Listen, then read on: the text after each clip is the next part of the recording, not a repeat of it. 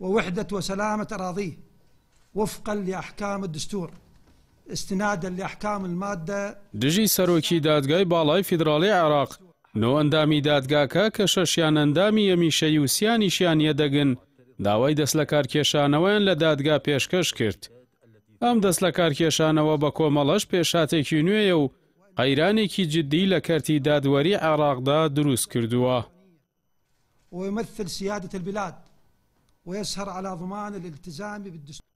بەپێی سەرچاوەیەکی هەواڵ وەک ناڕەزایەتیەک لە دژی بڕیارەکانی جاسم محەممەد عەبود سەرۆکی دادگاکە شەش ئەندامی دادگاکە و سێ دادوەری یەدەگیش دەستیان لە کار کێشاوەتەوە و ئەو دادوەرانە ناڕازین لە شێوازی کاری ڕۆژانە و بڕیارەکانی سەرۆکی دادگا.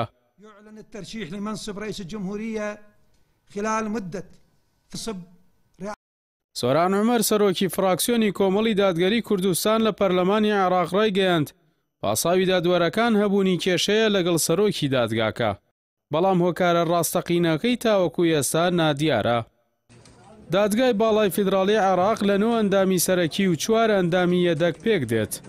دادوەرەکانی ئەم دادگایە بە هەمانگی لەگەڵ حیزب و لایەنە دیارەکانی عێراق و هەرێمی کوردستان دیاری دەکرێن و بڕیار و فەرمان سالاریەکانی ئەم دادگایە لە عێراقدا یەکلاکەرەوەن. لە کۆی دوو دادوەری کورد دادوەرێکیان بە ناوی حاکم دیار کە لەلایەن یەکێتی نیشتیمانیەوە دیاری کراوە دەستی لە کار کێشاوەتەوە.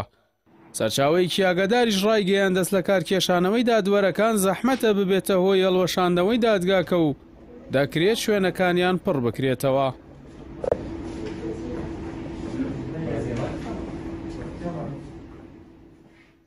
تەنانەت جاسم عومەیری سەرۆکی دادگای فیدراڵی عێراق داوای لە ئەنجومەنی نوێنەرانی عێراق کرد کۆبوونەوە یەکڕێک بخات و سەرجەم سەرۆکایەتیەکان و ئەندامانی ئەوپەیمانی بەڕێوەبردننی دەوڵەتیایدا بەشدار بن. بەڵام مەحموود مەشەدانی سەرۆکی پەرلەمان داواکەی ڕەت کردەوە و ڕایگەیاند دەسەڵاتی دادوەری دەسەڵاتێکی سربەخۆیە و ناتوانێت بڕیار بۆ دەسەڵاتی یاسادانان بدات. لای خۆیەوە عودەی عەبدولهادی سەرکردە لە ئەوپەیمانی فەتەح ڕایگەیاندووە هەواڵی دەست لە کارکێشانەوەی دادوەرەکانی دادگای فیدراڵی شۆکێنەر و چاوەڕوان نەکراو بوو، بەتایبەت کە لە هیچ ڕاگەیەندراوێکدا هۆکاری هەڵوێستەکەیان بۆ خەڵکی ڕوون نەکردووەتەوە.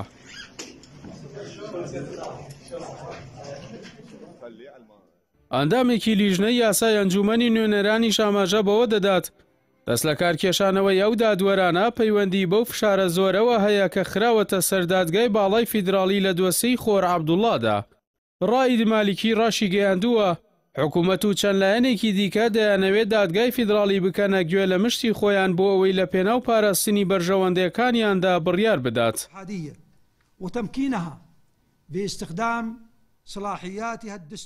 خۆر عەبدوڵڵا ڕێڕەوێکی یاویە و دەکەوێتە سەر سنووری نێوان عێراق و کوێیت. ساڵی 2023 پەرلەمانی عێراق یاسایەکی پەسەند کرد بە ناوی ڕێکەوتنامەی خۆر عەبدوڵڵا، بەڵام والێک درایەوە کە بە شێوەیەکی نایاسایی مافی عێراق دراوەتە کوێیت. هەر بۆیە دادگای فیدراڵی لەو ساڵەدا بڕیاری باڵوەشاندنەوەی ئەو یاسایەدا. ئێستاش سەرۆک کۆمار و سەرۆک وەزیرانی عێراق تانەیان لە بڕیارەکەی دادگا داوە و داوا دەکەن یاساکە کاری پێ بکرێت. ئەمەش فشارێکی زۆری بۆ دادوەران هێناوە و ناچاری کردوون دەست لە کارکێشانەوەی بە کۆمەڵ پێشکەش بکەن. بین حکومەت جمهوریەتی عێراق وحکومەت دەولەت الكويت بشأن تنظيم الملاحة في خور عبد الله.